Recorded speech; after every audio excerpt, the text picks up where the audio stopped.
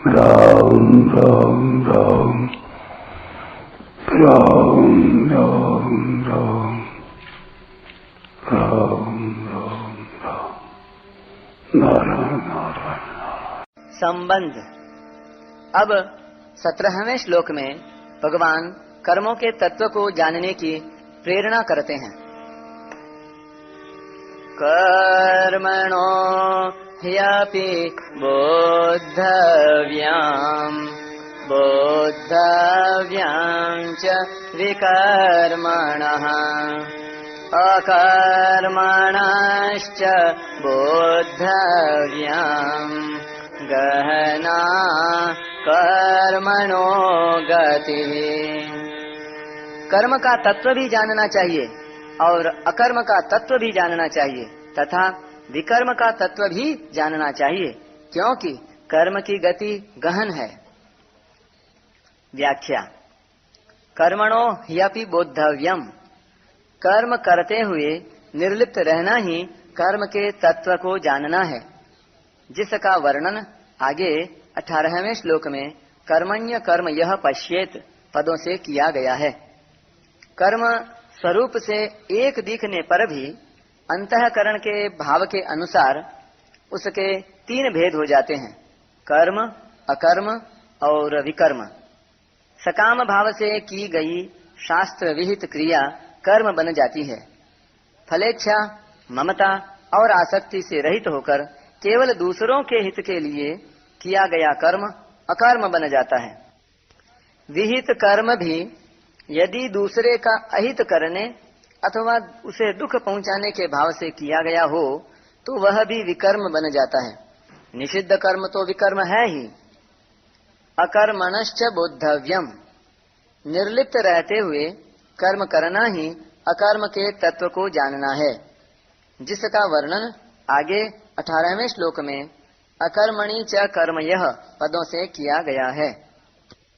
बोद्धव्यम च विकर्मणः, कामना से कर्म होते हैं। जब कामना अधिक बढ़ जाती है तब विकर्म पाप कर्म होते हैं। दूसरे अध्याय के 38वें श्लोक में भगवान ने बताया है कि अगर युद्ध जैसा हिंसा युक्त घोर कर्म भी शास्त्र की आज्ञा से और समता पूर्वक किया जाए, अर्थात जय पराजय, लाभ हानि और सुख दुख को समान समझकर किया जाए तो उससे पाप नहीं लगता। तात्पर्य यह है कि समता पूर्वक कर्म करने से दिखने में विकर्म होता हुआ भी वह अकर्म हो जाता है। शास्त्र निषिद्ध कर्म का नाम विकर्म है। विकर्म के होने में कामना ही हेतु है। एक टिप्पणी। 16वें अध्याय में जहाँ आसुरी संपत्ति का वर्णन हुआ है, वहाँ 8वें श्लोक से 23वें श्लोक तक काम शब्द कुल 9 बार आया है। इससे सिद्ध होता है कि काम अर्थात कामना ही संपूर्ण आसुरी संपत्ति का, विकर्म का कारण है। अतः विकर्म का तत्व है कामना और विकर्म के तत्व को जानना है विकर्म का स्वरूप से त्याग करना तथा उसके कारण कामना का त्याग करना। गहना कर्मणो गतिः, कौन सा कर्म मुक्त करने वाला और कौन सा कर्म बांधने वाला है, इसका निर्णय करना बड़ा कठिन है। कर्म क्या है, अकर्म क्या है और विकर्म क्या है, इसका यथार्थ तत्व जानने में बड़े बड़े शास्त्रज्ञ विद्वान भी अपने आप को असमर्थ पाते हैं।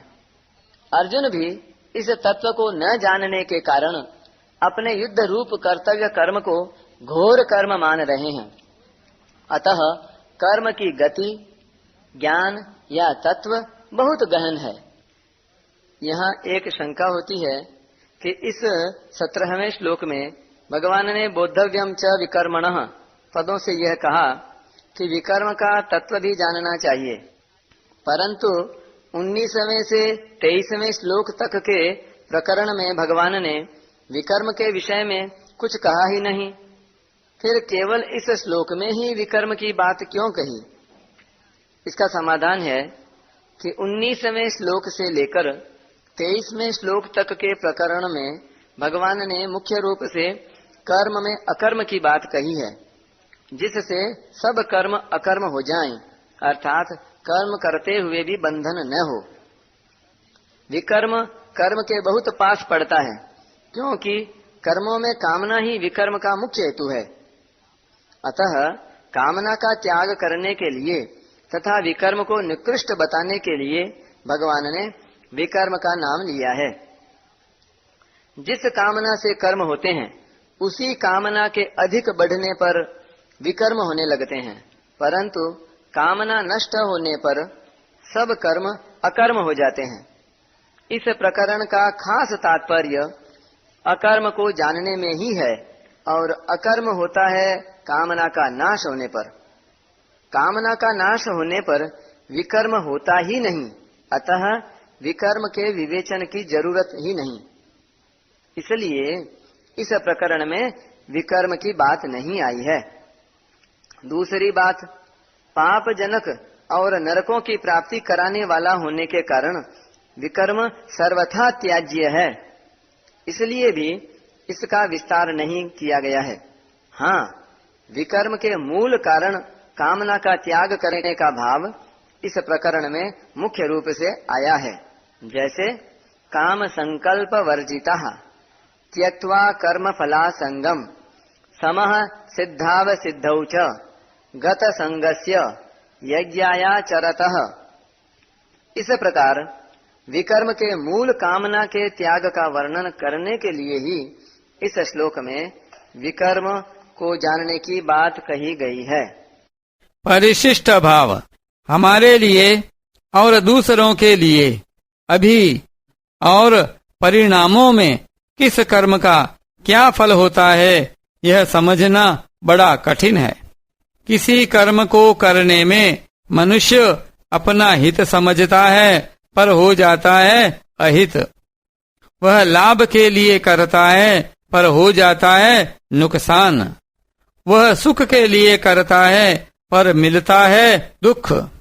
कारण कि कर्तृत्वाभिमान और फलेच्छा सुखासक्ति रहने के कारण मनुष्य कर्मों की गति को नहीं समझ सकता।